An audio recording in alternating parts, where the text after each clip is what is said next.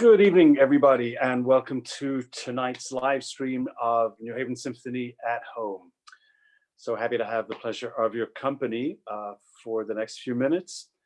And before we go any further, I want to extend my great thanks to the generous support that we're receiving from two organizations tonight making this broadcast possible. That is the Wells Fargo Foundation and our KidTix sponsor, Frontier Communications. Whether we are in the concert hall together or reaching people through the means that we are doing tonight from various places around the country, all of the programs at the New Haven Symphony are made possible with the help of some really wonderful community partners. And so I'm just delighted to express my appreciation to Wells Fargo and Frontier Communications for their great support. My guest, I should say, my co-host tonight is wonderful, my colleague and friend Jessie Tipton, our wonderful principal pops conductor, who joins me from his home in Beaumont, Texas. So first of all, welcome, Jessie. Well, thank you so much. It's great to be a part of this as we celebrate and share our season for next year that we have in store for our listeners and our wonderful supporters in the New Haven city and the surrounding areas. We've got some great things on the horizon for the orchestra. We sure do, and you and I have had lots of fun talking about it behind the scenes beforehand. I'm going to have fun sharing some of the details with everybody for both the classics and the pop series. But I think we probably should start with the elephant in the room, right? Yes. Because a lot of people will be thinking, so what are the plans for the fall? There's a pandemic, and what are you going to do? And what are the chances of certain events taking place and not? The obvious, if I may say so, the obvious answer to that is we don't know. And really, that's not the purpose of this broadcast today. What Jessie and I would like to do is present to you the season as we've envisioned it and as we would like it to take place. And we want to talk to you about our passion for the music in the knowledge that one way or another, all of the music that we are planning to do will be done sooner or later. With that in mind, let's get the discussion going. And oh, by the way, also to tell you folks that as usual, if you'd like to call in, to type in any questions you have in the chat feature, please go ahead and we'll do our best to address those questions over the next 45 minutes or so. But it will be a COVID-free zone. We're not going to be talking about the virus or its effects. It's all music all the time tonight, right, Jessie? Absolutely. So, the first, let's get to the first classics concert, which will feature Beethoven's Ninth Symphony, one of the great touches of the symphonic repertoire, and an Everest of sorts, at least in my experience. You've conducted as well, haven't you, Jessie? I have. It was one of the first pieces I conducted when I first got down here to Texas 11 years ago. It was my first time conducting it. I played it on clarinet on a number of times, studied the excerpts, as a clarinetist, as I was getting ready for auditions. And it truly is one of the great masterworks of the symphonic repertoire, not only for the orchestra, but also for the chorus as well. Great way to start the season. Yeah, for sure. And a wonderful example of Beethoven's genius in his later years, despite some pretty unforgiving choral demands, yes. Which were characteristics that he was famous for. I've done it a number of times, and it's always an enormous challenge. And I have to just confess that in one way or another, every time I've walked off the stage in previous times of doing this piece, I've just not been happy with myself. Yeah. And so I set aside the piece for a while, and so I'm coming at it with renewed vigor and energy and curiosity, and I'm hoping that I'll be able to answer some of the thornier questions that always vex me in this piece with this time around. I don't know if how you felt, but I just feel kind of overawed by the piece and the challenges. I mean, the big challenge that I had with it, and I think I will always have with it, is just the enormity and the pacing of it. It's the movements are so, they go over so much musical terrain, and you have to pace it in such a way. And I think that does come with performing it a number of times. We study as conductors, we study, but there's something about getting in front of people, in front of the choir, and having the audience. And I had the same experience as yourself. I got off the stage and I thought, I think next time I'll try this and I'll try that. And I put little notes in my score, so the next time I will try.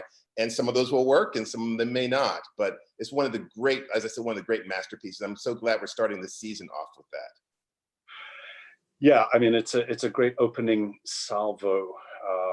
And affect is just undiminished after however many, 200 and something years of it being around, almost 200 years, I guess.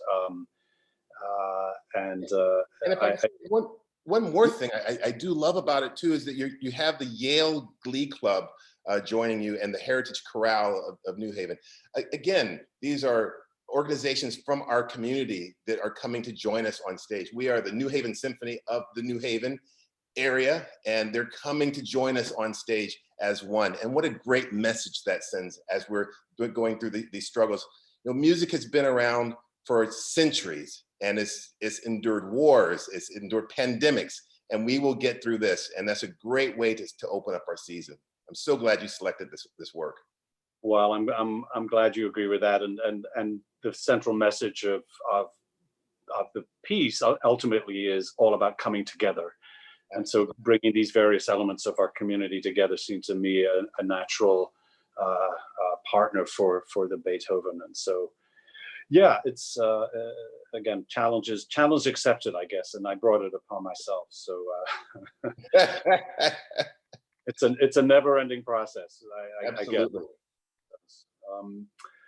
So how talk through your first concert of the season, because it's pretty impressive lineup. I'm looking at the list of. Tell us about the concert. Sure. So our first Pops concert this season will be October 17th and 18th, shortly after the Beethoven, about 2 weeks after the Beethoven. And we have a concert. The theme of the concert is called America Divas. And we have a young lady who's from the New Haven area named Tiffany Jackson. She is someone who loves New Haven. She went to the University of Michigan, Yale School of Music, got her master's degree there, the Manhattan School of Music, and earned her doctorate at the University of Connecticut as well. And she has really made a statement in the community of trying to bring arts to all parts of the community. So we thought it'd be great to feature her. She sings all styles of music and American divas. So we have on the program selections by like Bessie Smith, Mahalia Jackson, Gershwin, Ellington, Billie Holiday. We just wanted to really highlight some of the great vocalists mainly of the 20th century. You know, when I came to New Haven, one of the things I noticed immediately connected with our audience were singers. When we had programs that featured singers, the audience really loved that. So we thought this would be a great way to open up our season. And like the Beethoven, where you're using the local chorales, we wanted to use a local singer because we have such great talent. You went to Yale, is that correct, Alasdair? I did for my master's, yeah. And I studied singing there as second study. I really genuinely for the 3 years that I was there. And did you work with the New Haven Symphony at all while you were at Yale, or no, not then. So we have you to come back. So it's kind of like a boomerang. You've returned back. But you know, we're trying to just figure out ways we can engage. Not only engage, but include the community. And so we're so excited about Dr. Jackson coming in and joining us on stage with the New Haven Symphony. And she's super excited about it. That is great. And that's quite a lineup of divas you have there. It sounds like it's going to be a great season opener for the Pops as well. And these are divas that are easy to work with. You know, divas can be divas. Oh, yeah. Yeah. But these are good divas. The best divas imaginable. That's great. Well, my next program in November continues the American theme, explores it from a different angle. And in a way, it's kind of American past and present. One of the most unforgettable experiences from my first season was the Florence Price First Symphony, which was on the last program that we did on March 6th, I think it was. And it was so special for me to do that piece. And I want to continue that tradition and include another piece of Florence Price called Ethiopia's Shadow in America, a kind of a tome poem, basically, about the African-American experience, and contrast that with another, with a real American icon, Aaron Copland, which many people's minds defines what's loosely called the American sound, and his wonderful settling story in America of Appalachian Spring. And so there's a little bit of a through line in that first half. And then we leap forward into the 21st century with another uniquely American sound, the great trio called Time for Three, consisting of an unusual combination of two violins and a bass. Nick Kendall, Charles Yang, and Renan Meyer, who are good friends of mine and colleagues. We've done many collaborations in Sun Valley at my festival in Idaho over the years. And they have an incredible sound. They're all Juilliard or Curtis trained. And they used to describe themselves as the world's first classical garage band. And I think you've heard them, right? You haven't yet worked with them, Chelsea? Yes, and they kind of are a hybrid. They bring together classical and folk and rock and all these different genres. Because they're so highly trained, they can just sort of go between all of these styles so easily. And they're super accessible, but highly artistic at the same time. Absolutely, and that's what makes them so special. It's not going to feel like a normal night out at the Symphony. Whenever you hear Time for Three, everything changes. It redefines. Actually, what it does is not just redefine boundaries; it knocks them down. Music without borders, in a way. They do things. As Chelsea says, they can play pretty much anything in any style, and sometimes put them together. One of the things they do is a beautiful mashup. I think it's of Norwegian Wood, the Beatles, and a Chopin ballade, piano. And you might think, what on earth do those two things have in common, and how on earth could you feature them at the same time? But that's the magic of Time for Three. And you have two great composers with the Florence Price and the Copland, both American composers, but both sound so different, and so we're kind of looking at the American sound from different crucibles. I think that's really a kind of a great exploration to take the audience. And then you get Time for Three, where they're just going to take you on another type of ride. So it's a lot of differences, but a lot of similarities, with that program. Which is our country. Yes, absolutely, melting pot. A melting pot, an amazing mass of contradictions and similarities and shared histories and all sorts of, it is, we are what we are here, and this is a celebration of the American sound. Yes, yes. Forms. Shall we talk about the holiday season? Because we both have things on. I have Messiah, which kind of has a pretty long tradition, and then but you have your holiday. We have the holiday extravaganza, which has been a lot of fun. And again, another way that we've often featured choirs with that program. We featured soloists from the community. Featured soloists from the community, soloists from the orchestra at times. And this year will be no different. You've got to have a certain pieces on a holiday concert. And one is Sleigh Ride by Leroy Anderson. One time I didn't have Sleigh Ride on the program, and I know.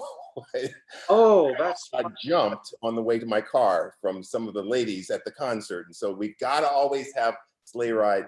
But you try to, the challenge with a holiday concert is there's certain chestnuts that need to be on the program, but yet you don't want to do the same program every single time, every single year. So we try to mix things up. I try to find different arrangements. I ask many of my pops conducting colleagues, they have some new arrangements of things to give different challenges for the orchestra. But so this year we'll have Sleigh Ride, we'll have Christmas Festival by Leroy Anderson. I love the from the L'Arlésienne Suite by Georges Bizet, the Farandole, based on 2 French carols. It's Christmas time, Santa Claus is coming to town. And like this, I have this great arrangement called Jingle Bells Forever. And it takes the march, Stars and Stripes Forever, but changes the melody that uses jingle bells. And it's a really kind of great mashup, it's putting jingle bells in a different set of clothing. With these concerts, and we try to get the audience involved. There's always the annual sing-along to have the audience to join us. For Pops concerts, we love to play great music, but we like to have this interaction for what I think of bringing the audience onto the stage. Jimmy, just back up one more thing. For Time for Three, they're great at connecting with the audience, looking out there, getting them involved and getting them on stage with the orchestra. And that same type of, I guess, platform is what I try to do with the Pops concerts. And we always have a great time. We'll probably have a vocal soloist on this program. We're still working that out. But this is a program that I always say, if you have young people, if you have kids, your grandkids, nieces, nephews, this is a wonderful introduction to the orchestra. So I hope people will come out. That'll be December 12th and 13th. And you have the Handel on December 17th, I believe. Right. We'll be around at the same time, and I am so down for being at that concert because for no other reason for all of the reasons you said, but especially because you're doing Sleigh Ride, which happens to be one of my favorite pieces. And by the way, can I give a shout out to Leroy Anderson? I think I would describe him as one of the most underrated composers that's out there. I don't know if you'd agree, but I find his music, it's so wonderful. And it's one of these things like, it sounds easy, but then I want to say, you try and write that. That's right. Not as easy as it sounds. And it's very sophisticated. And it does things that are very hard to express in music, which is humor. And there's a sort of a guilelessness to it. It's and a daffiness from time to time, but also a sweetness as well. I don't know. I just feel that he's a very underrated composer. And he writes melodies that are memorable. They're singable. And so when you hear a piece, we call them hooks. The melody kind of hooks into your earworm. There's a German word for that, earworm, where you hear a melody and it just kind of sticks in your ear. He really has that. And he was one of the early great American pops. I don't know if he was a conductor, but certainly composers, writing short pieces, American, and trying to create this American pop music for the orchestra. Of course, Arthur Fiedler really began this whole concept of the Pops concert, pop series, and that type of thing. But Leroy Anderson was coming up around that time and composing music that short, wonderful little chestnuts that we could put on programs. I love his music, and he's extremely, as you alluded to, extremely prolific.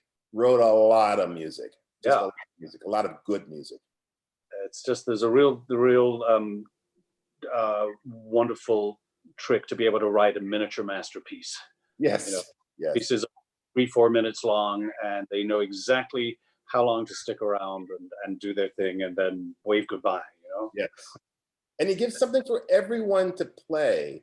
Sometimes you get pop music, and it's just too.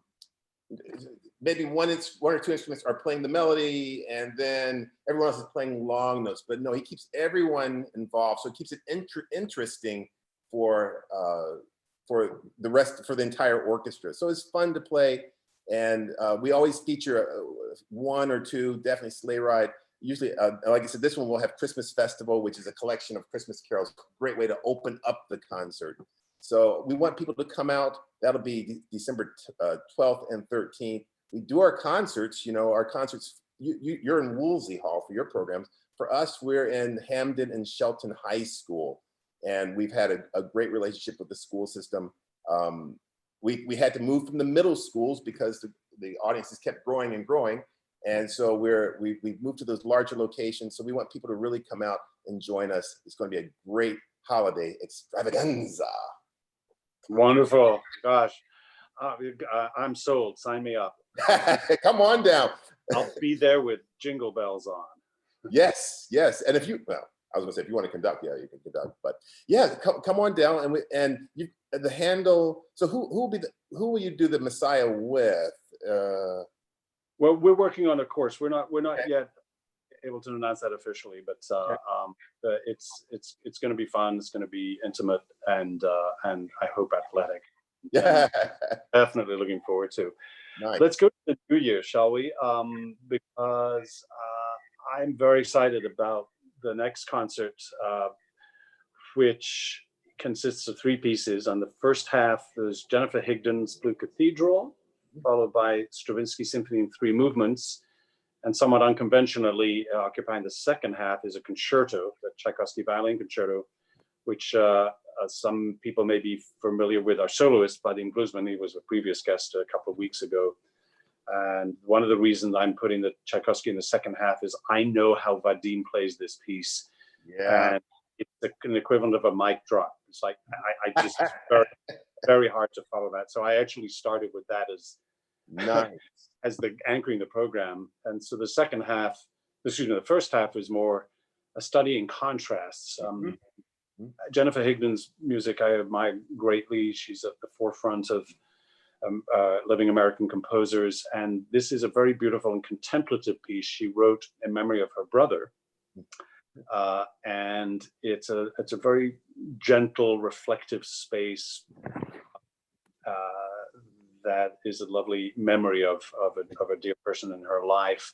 And it ends with a very unusual sound of most of the orchestra is asked to have these little tiny Chinese bells, and it's just to take them. There's a real kind of shimmering quality that appears into the ether, as if you're letting a soul go at the end. Wow, nice. Yeah. It's really, it's definitely an exploration in color and tone, color, timbre that she's able to create so effectively with the orchestra.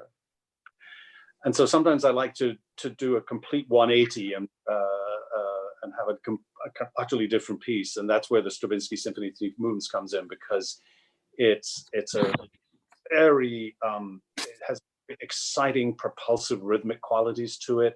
It has a kind of edginess harmonically that recalls some of the primitive parts of the Rite of Spring, as well as some very graceful Apollonian moods, in the middle. And actually, Balanchine made an incredible ballet of the whole symphony, most effective. Is that for full orchestra? Yeah. Oh, very much. Okay. Yeah. Okay. Because there's some of his pieces. Sometimes he writes for just strings and winds. I didn't know if this was a different type of exploration in that regard. And I'm not as familiar with the Stravinsky, but I love his music, and he really explores a lot of different styles inside of his one Stravinsky style of writing. So this will be an interesting, I think, a contrast from the Jennifer Higdon and from the Tchaikovsky. And for that Tchaikovsky, which follows, yeah. Of course, there's a Russian connection between Stravinsky and Tchaikovsky, but yeah, that's going to be a really exciting conclusion to the concert. I'm looking at our chat room, and I would be remiss if I didn't relay this question from our wonderful principal trombone, Scott Cranston, because he's putting in his 10 cents for you here, Chelsea. Yeah. Wish the horse whinny and sleigh ride was in the trombone. Anything we can do about this? It's in your lap. We could explore the possibilities, and I don't know if it would still sound like a horse coming from a trombone, but we'll talk about that. But he brings a good question. Composers have certain sound. If we were talking about Stravinsky just now, if you take the Rite of Spring, which starts off with a very high bassoon, and you know the words to it. I'm not an English horn. This part's too high for me. He could have written it for English horn, which would have given it a different type of timbre to it. Yeah. So if we have the whinny as a trombone, we might explore that. It might give a different, might not be a horse, but maybe a mule. I don't know. Some sort of equine presence. Yes, Yeah. yes. Maybe you have a whole herd of them and have the entire brass section. Hey. So you're the boss. Okay. All right, we'll look into that for our holiday extravaganza. So let's go to something that is one of the highlights of both the classic series and the pops, because it's our crossover concert, the music of John Williams, which we're programming for February, and this is something that you've talked about. I remember there's been a great influence on your life, and has been central to so many programs that I've done as well. What is it for you that is special about John Williams, and where did you first come across his music? So in the 70s, Jaws, I recognized his music at that time just a little bit, but it was Star Wars 1977, May the 4th be with you. That was what just captured me. And I went to the movie multiple times, bought the album. These albums were these big discs that we used to put on record players. And I would just wear my album out and play it over and over and over. He was the Pops conductor of the Boston, he was Boston Pops music director for about 13 years. And during that time, actually I was in high school, I think 1980 is when he started. I was in high school and he would be on the television. My parents would call me downstairs and say, hey, look at this. And he was really one of the early influences in causing me to want to look into Pops conducting and Pops music and that whole genre, also film score music. So even to this day, I mean, when I hear his music, even the more recent things that he's done, the Harry Potter series, Born on the 4th of July, his ceremonial music that he does for the Olympics every 4 years, he just has that it thing to create kind of I can't explain it, but you just hear it and it's iconic sounding music and it just gets everyone excited. Love his music, and audiences love his music. Absolutely. And that's so beautifully said, particularly when you mentioned the it factor. It's like a movie star, Yeah. Do they have that quality that makes people do a double take? And are they instantly recognizable? And John Williams, it's amazing considering the wide range of music that he's written, nonetheless has this instantly recognizable sound that you just know that you're listening to a John Williams score. And it's also a great workout for the orchestra, I have to say. You're doing an all John Williams program, ladies and gentlemen. For New Haven Symphony is going to be working very, very hard that evening, not just the brass. Right. I mean, and he really spreads it around. Again, I mean, one of our great, I'd say mainly 20th century composers, but in the 21st century as well for John Williams. And it's a complete contrast from the Appalachian Spring concert that you have. Again, American composers, and we're taking another look at a different type of American sound that was out there. So this is fun. Like you said, it's fun to listen to, but orchestras love playing this type of music and his music. And you can do 3, 4 different concerts, 5 different concerts, and not repeat a single thing and still play great John Williams music. Well, we're assembling a nice menu of some of his most iconic scores, and it's going to be a terrific highlight of the season. I want to move ahead to the next program back in Wolsey, and on our classic series, and that's a concert where I'm so happy to welcome back my predecessor as music director, William Belton, for the first piece on the program from Michael Brown, composer in residence, for the orchestra, and a piece that he's written and that William was deeply involved in the commission of, called American Diaries.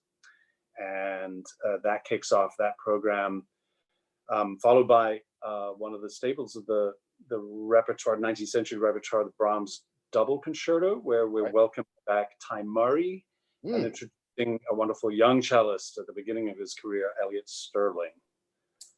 I think I know Ty. I think I know Yeah, Elliot as well. Oh, yeah. He's fabulous. very, very talented, very young, and indeed still, but Mhm. a great future ahead of him. And it'll be wonderful to have those two on stage together. I believe that's the first time they'll be working together. Nice. And Wonderfully. and the Schumann has some wicked string writing in it. So that'll be, you'll have the Brahms double, and then you also have the Schumann on that program. That's a great combination of music, I think, for that program. I think so. I think so. And I'm looking forward to the Schumann for a particular, a slightly selfish reason, in that this is the first time that I've actually done a Schumann symphony. They have, it's been music that I've loved for many years. And I was talking about being a student at Yale, and when I studied voice with Richard Lally as my secondary study, and I studied extensively two of the great Schumann song cycles, the Opus 24 and then the Dichterliebe. And so I've loved Schumann, but I've always had an inferiority complex about the symphonies, and I've never yet done a Schumann symphony. There are a lot of tricky ways of Yeah. tricky things involved, and particularly in the orchestration, which doesn't necessarily play itself. And a lot of people have tinkered with it over the Right. years, and I've just shied away from doing it. And I just thought, you know what, it's time to buy.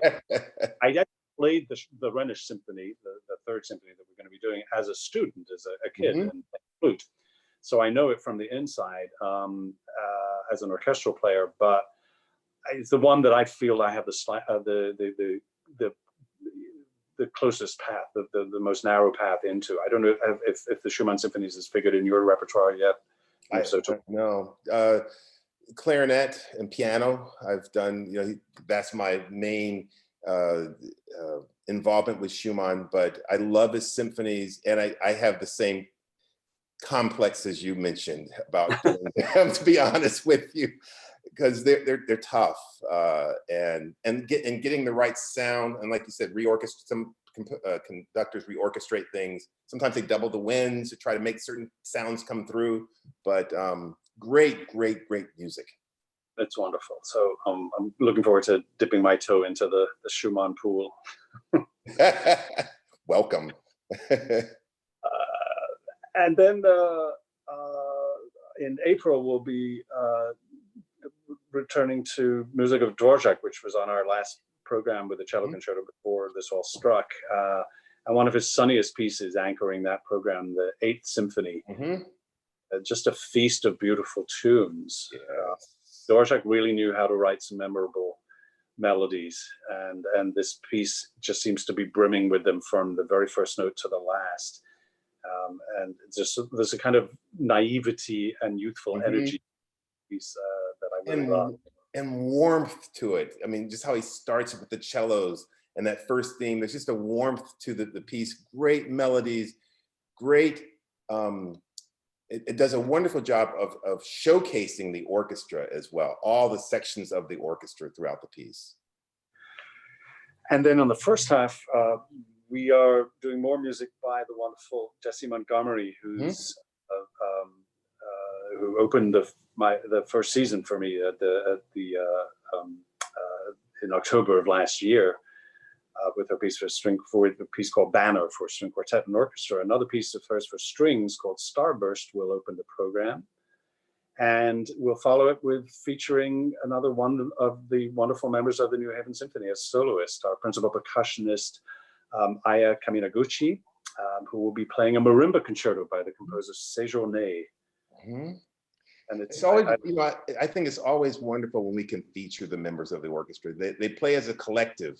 The orchestra plays as a collective, and sometimes it's lost at what great musicians we have in our orchestra. And so it's always nice when we can bring one up to the front and showcase them. And I always wonder if it's a little bit nerve-wracking for them, because they're used to playing in the orchestra and now they're out front, but they always just show what great musicians we have with the New Haven Symphony Orchestra.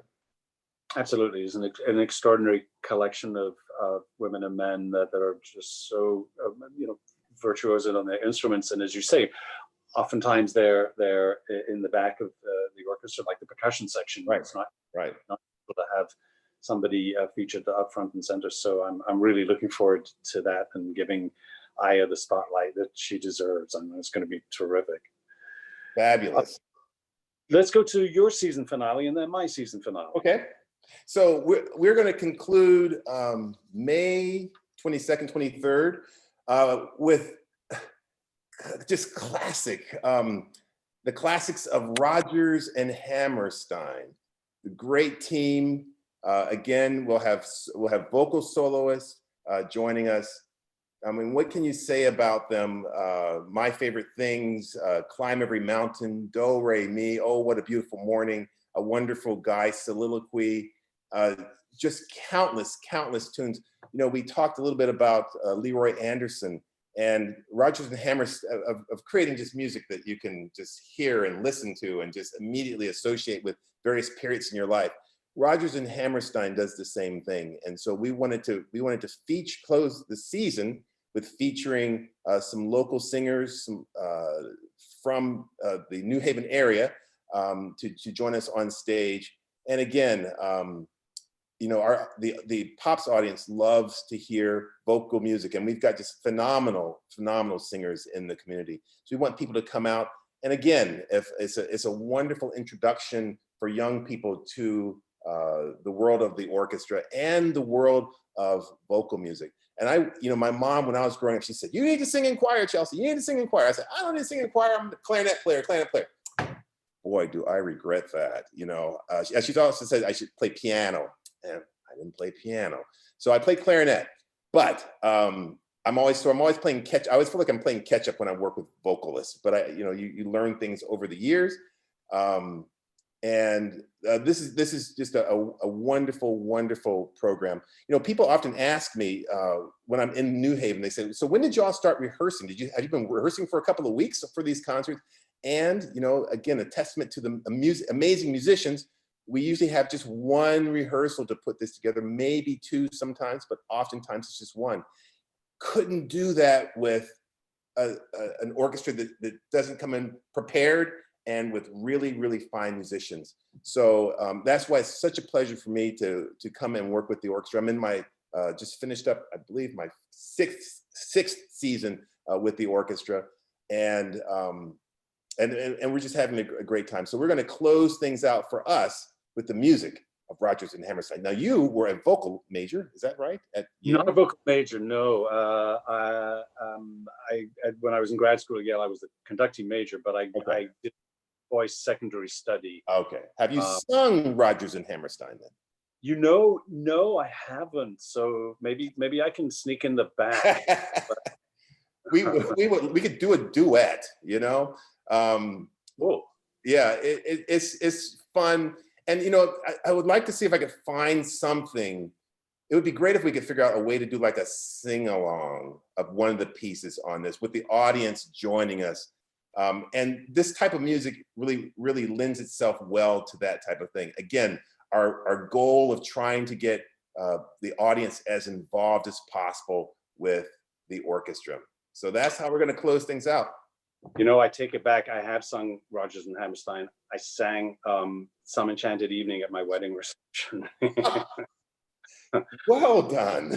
Definitely not truly in public. So you know, yes, I'll stick to the shower. But there's so many wonderful moments in that rich tradition of Rodgers and Hammerstein. I'm sure you're going to have a lot of fun mining it. It'll be a lot of fun. And you know, so the Pop series, we have 4 concerts, and we try to pace things out and try to give different types of looks to the orchestra. So we have 2 vocal focused concerts, the 1st and the 4th. We have the Holiday Extravaganza, which is kind of a blend. Your concert with the John Williams features the orchestra, and it gets to show off the orchestra. So we try to find a blend of that throughout the season. So we hope people will come and join us for the Pop side. And you're going to conclude with what for your side of the aisle? We're going to conclude my second season the way we started my first season, which is Rachmaninoff. Yes. And so the piece that anchors that program and brings the season to a close for the classic series is his symphonic dances, the last piece he wrote. Yeah. And precedes it with the Rhapsody in a Theme of Paganini in the first half with the amazing Joyce Young. I will say that there's a strong case to be made that those are the two greatest Rachmaninoff pieces ever. Agreed. You know, the Rhapsody is, of course, very, very famous, but it's also very, very clever. Yes. Writing some 24 variations, I guess, on this well-known Paganini tune and making it sound completely organic. Right. And that one is an outgrowth of the last one. Right. Brilliantly written for the orchestra, is everything, all sorts of emotional states covered. And similarly, the symphonic dances, 3-movement piece lasting about 30 minutes, which, by the way, is one of the hardest pieces, I think, in the orchestra. Absolutely. Real virtuoso stuff, very complex rhythmically, chromatics all over the place, strings having to move their fingers in the wind.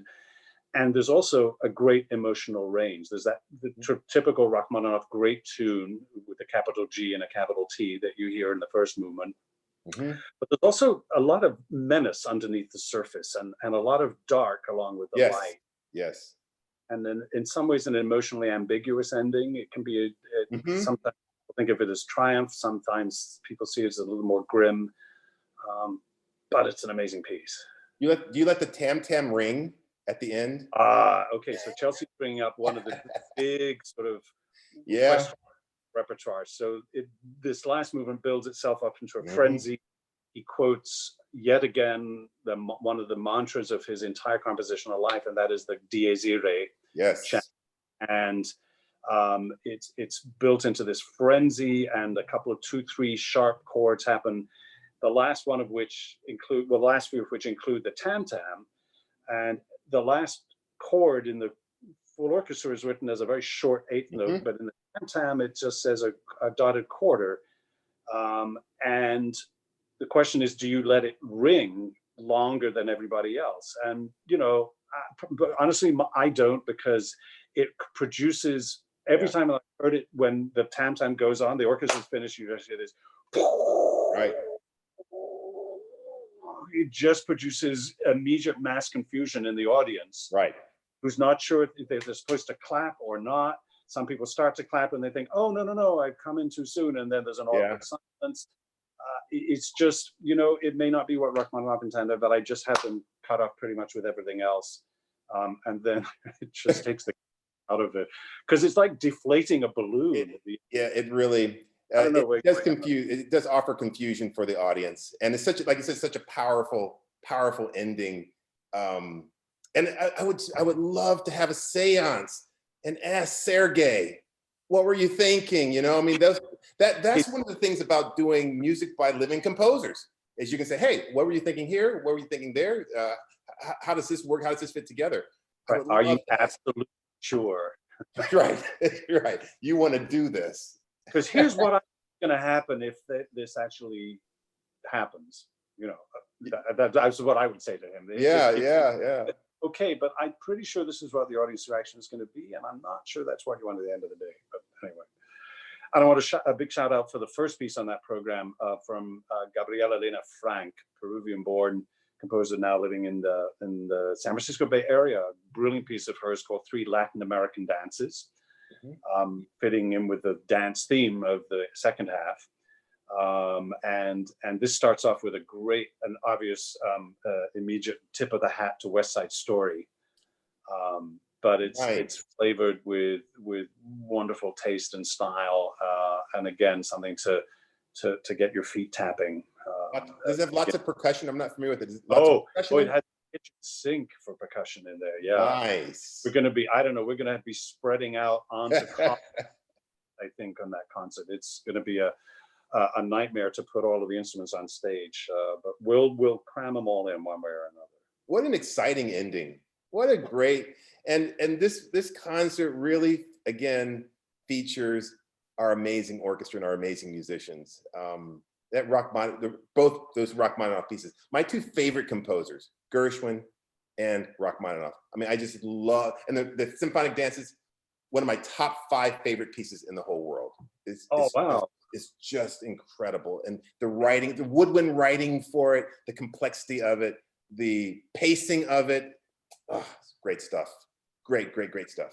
I'm so glad you're looking forward to this as much as I am.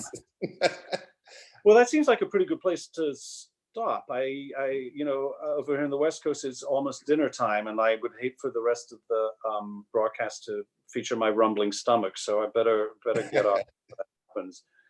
But folks, I first of all want to thank Chelsea Tipton again for joining me as my guest and co-host this evening. So great to work with you. So excited to present all of these programs when we're able to. Well, we're looking forward to your second season with the orchestra. Like I said at the beginning, we have some great music on the horizon to bring to our community to help lift up our community. And that's what one of the great things about art, one of the great things about music is it brings people together. And that's one of our major aims, whether it's for adults or whether it's for education, young people. The North Carolina Symphony would come and play all around the state of North Carolina. They'd come to my little town of Greensboro when I was in 4th grade, and I saw that concert, and that's one of the early things that inspired me to want to pursue music. So music's powerful, and we hope people will come and join us and have a great experience with us. Beautifully said, Chelsea. Thank you so much for that. My thanks also to our sponsors tonight, Wells Fargo Foundation and Frontier Communications, for their support in making this possible. My guest next week will be the concertmaster of the New Haven Symphony, David Southern, who will be talking with me and offering some music as well. I hope I'll have the pleasure of your company then. In the meantime, please all take care of yourselves. Have a great week and keep music in your lives. Good night, everybody. Good night.